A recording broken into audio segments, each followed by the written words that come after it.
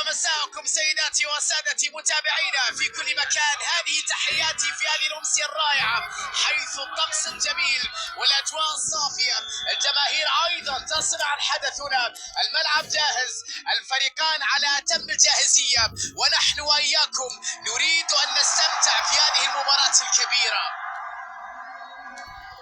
أجواء رائعة هنا في هذا الملعب، كل شيء جاهز من أجل الإثارة والمتعة والشغف وكرة القدم.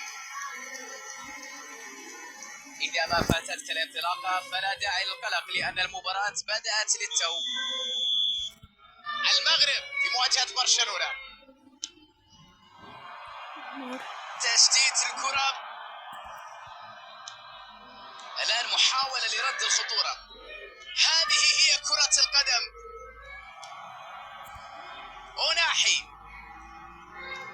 الآن إمكانية المرتدة، عمل بريسنج ونجح في استعادة الكرة، يلعبها في المساح، تسديدة من كريستيانو رونالدو، لعبة رائعة داخل منطقة التحرك الرائع، لكن غاب الإنهاء هنا. التركيز مطلوب أمام المرمى.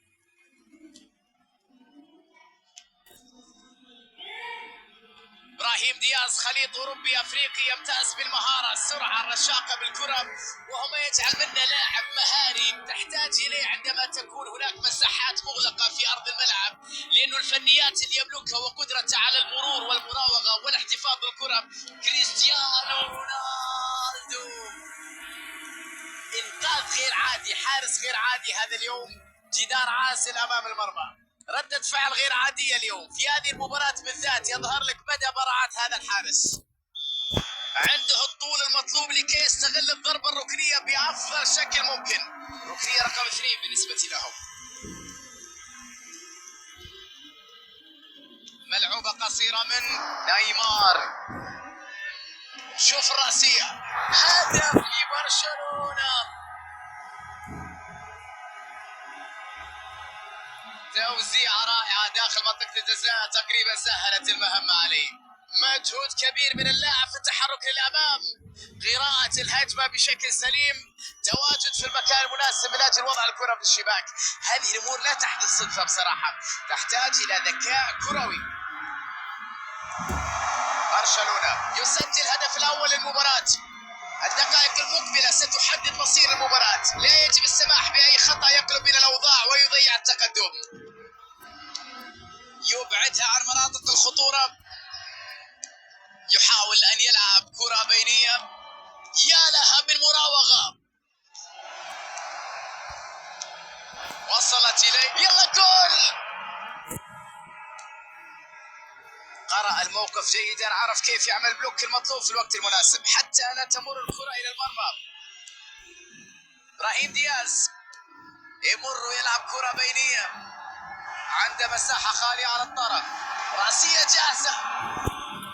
بنوا الهجمة بشكل رائع جدا، لكن كان ينقصهم اللمسة الأخيرة اللي كانت في هذه اللقطة مخيبة للآمال. نصيري حاول بضربة رأسية لكن غاب عنها التركيز، بالتأكيد يلوم نفسه بعض الشيء على ضياع هذه الفرصة. نصير مزراوي، نيمار، عمل كبير، يا سلام على المهارة في انتظار الكرة العرضية، عدى وتوغل هنا، والفرصة والكرة في المرمى. يا إلهي، روعة روعة روعة. أي بداية هذه، هدف آخر يأتي يعزز التقدم ويؤكد التفوق. خذها مني ببساطة، هذه كرة لا تصد ولا ترد. عندما نقول هداف بالفطرة، روعة أقدامه وجمال كراته، هدف جميل جدا. كريستيانو رونالدو، يا سلام، أداء كبير جدا في مباراة اليوم، ينجحون في إضافة هدف آخر.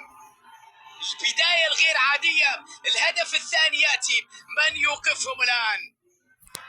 عمل كبير في الضغط وقطع الكرات والمواصلة من أجل تسجيل هدف. برشلونة افتك الكرة بدون أخطاء، من هنا بدأت الخطورة، نجحوا في استغلال فرصة والهجوم المرتد السريع ثم ترجموه إلى هدف.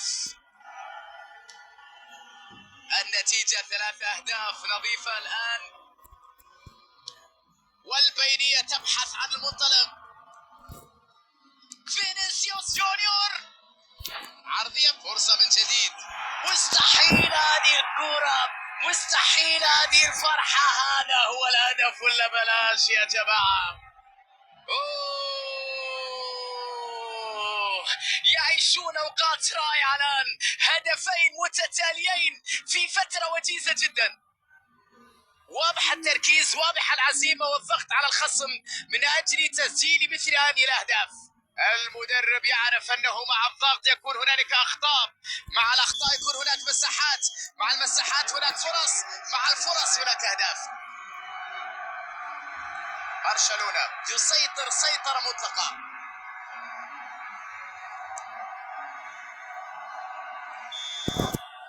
وانتهى الشوط الأول. عرف كيف يتحكم في المباراة، وفريق آخر بدأ مستسلما تماما. Substitutions taking place. سنتابع معا أحداث الشوط الثاني. برشلونة قرر التغيير بين الشوطين. ماذا ينوي المدرب؟ ماذا ينوي هذا اليوم؟ هل سينجح؟ حكيمي، مرابط، تمركز أهم صفة للمدافع. توقع ممتاز هنا. كرة على الجانب عند المساحة الخالية على الطرف.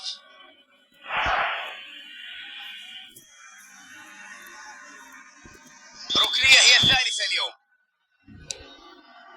روبرتسون،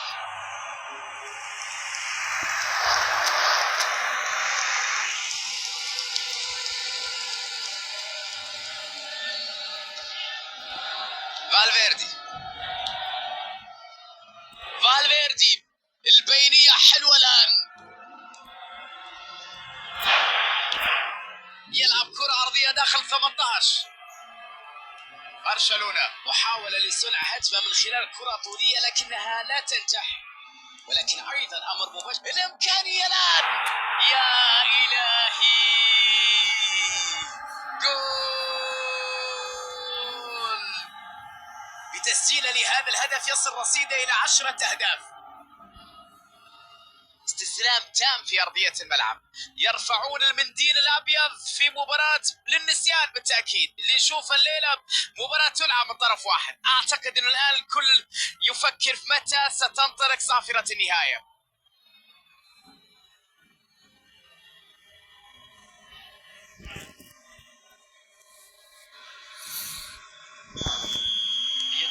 سيطرة غير عادية مطلقة تماما بالطول والعرض في هذه المباراة. لمسة بينية، كين، تسديدة جيدة لكن أيضا يقابلها الحارس بتصدي رائع. تسديدة قوية لكنها لم تشكل خطر، لم تؤذي حارس المرمى. مثل هذه الكرات يرتاح من الحارس بالتأكيد. برشلونة مع رابع ركنية في المباراة. خطيرة على المرمى، يا عيني على كرة في المرمى، يا عيني على جمال الهدف وروعته. أي إبداع هذا. الأمور لا تخرج عن السيطرة. مباراة من جانب واحد تقريبا، سيطرة مطلقة على الملعب.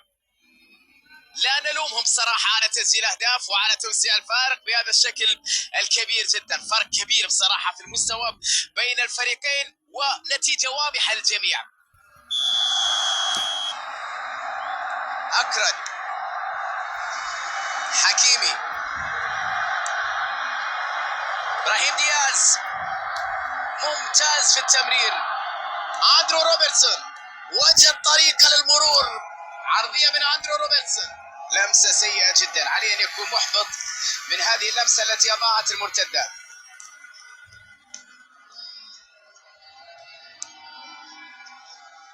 حكيمي،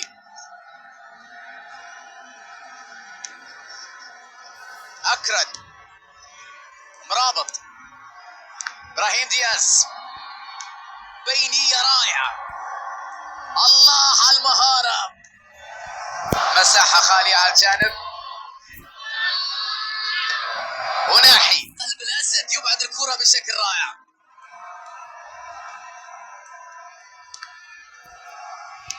تمريرة جميلة. يستقبل تورام. وضاعت الكرة بعيدة جدا إلى وعلى جانب القائم الأيسر. قدرة غير عادية في المرتدات بأقل عدد من التمريرات بفترة زمنية بسيطة. والآن تغيير سيتم مع توقف الكرة.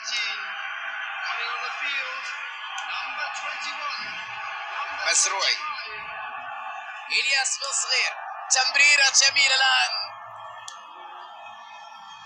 فاتت ومرت وصلت إليه.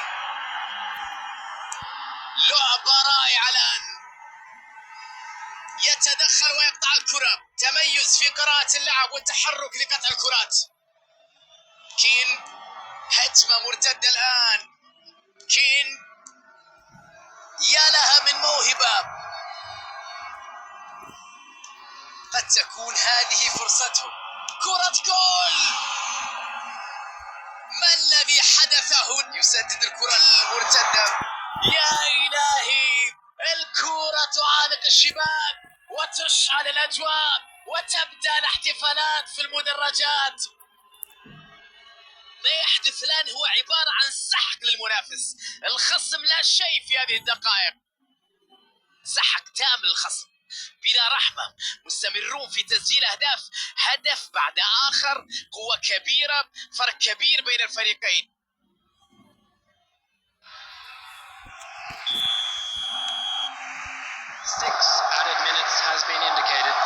مزروعي، بينية جميلة، هذه فرصة، تسديدة قوية بالتأكيد.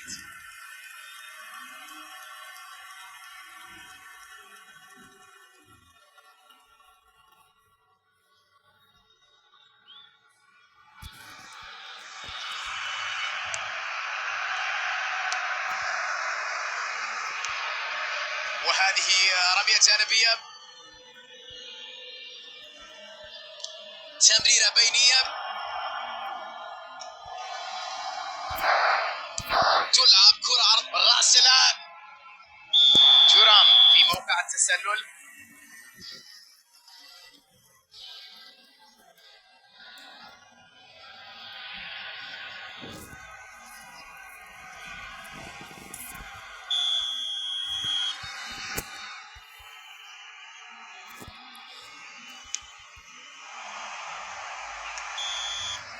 وهكذا نصل وإياكم إلى نهاية المباراة.